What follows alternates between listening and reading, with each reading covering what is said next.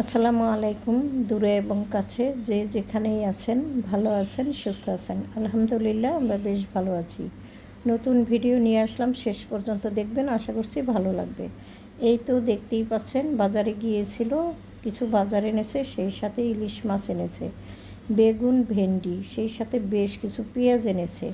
তবে তরকারির চেয়ে আমরা কিন্তু মানে পেঁয়াজটা একটু বেশি খাই, সে কারণে মাসের ভিতরে যে কতবার পেঁয়াজ কিনতে হয় তা হিসাব ছাড়া।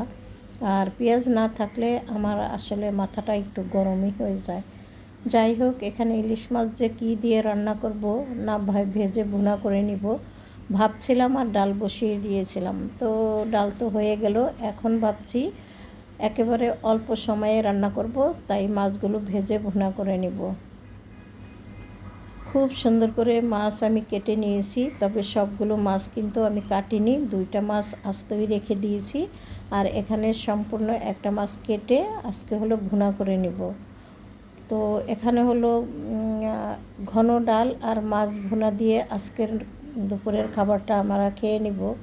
যেহেতু সকালবেলা বেশ কিছু কাজকর্ম করেছি এবং নাস্তাও আমি অফ ক্যামেরাতে করে নিয়েছি, সেইভাবে আপনাদের সাথে কোনো কিছুই শেয়ার করতে পারিনি। আর আপনারা সবাই জানেন, বাসায় যদি গেস্ট থাকে বা এমন কেউ থাকে যে ভিডিও করা তার সামনে কোনো প্রকারেই সম্ভব না, তো সেই হিসাবে কিন্তু ভিডিও ওইভাবে করা যায় না। যতটুকু পেরেছি আড়ালে আবডালে রেখে রেখে ভিডিওটু করেছি, আর ভাবছি আপনাদের সাথে শেয়ার করি।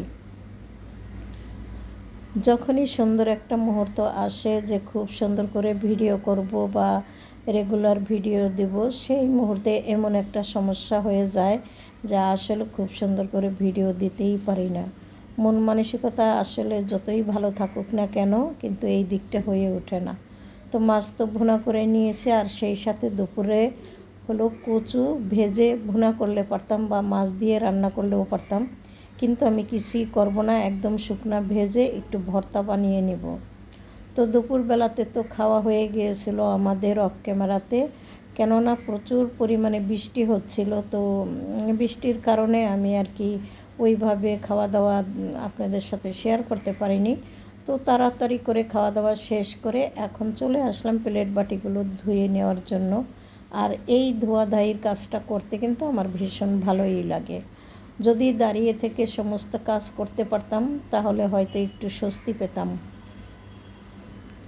কিন্তু রান্নাঘরের বেশ কিছু কাজ কিন্তু আমাকে অনেক সময় বসে বসে করতে হয়, কেননা রান্নাঘরে ওইভাবে কাউন্টার টপ নেই।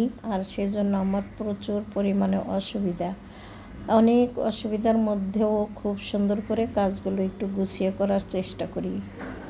যতটুকু খুব সুন্দর দেখানো যায় আপনাদের সাথে দেখাতে চেষ্টা করি, আর বাদ বাকিগুলো এলোমেলোভাবেই হয়তো বা আপনাদের সাথে আমি শেয়ার করে দিই, কেননা কোনোভাবেই আমার পক্ষে রান্নাঘরের সৌন্দর্যটা ফুটিয়ে তোলা সম্ভব না।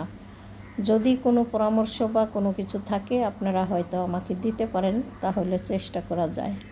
যাই হোক, এখানে প্লেট বাটিগুলো ধুয়ে খুব সুন্দর করে পানি ঝরানোর পরে ওই সেলফটার ভিতরে রেখে দিলাম, আর গ্লাসগুলো এইভাবে ধুয়ে নিলাম। 3 বেলাতে খাওয়ার পরেই কিন্তু আমি খুব সুন্দর করে গ্লাস ধুয়ে নিই। তো এখন ছিল বিকাল, মানে আছরের পরে, ভাবছি যে কাঁচামরিচ এনেছে।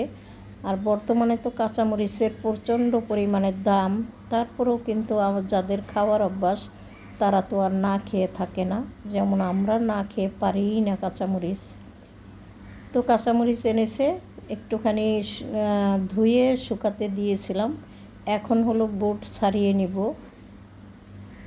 বোট ছাড়িয়ে আমি হলো এইভাবে একটা ছিদ্রযুক্ত ঝাঁঝরিতে করে ফ্রিজে রেখে দেব, এতে করে মরিচ কোনো সময়ই নষ্ট হবে না। আর দেখতেই পাচ্ছেন কত কয়টা মরিচ এনেছে, তার ভিতরে এতগুলো নষ্ট, আর যে পরিমাণে দাম কাঁচামরিচের।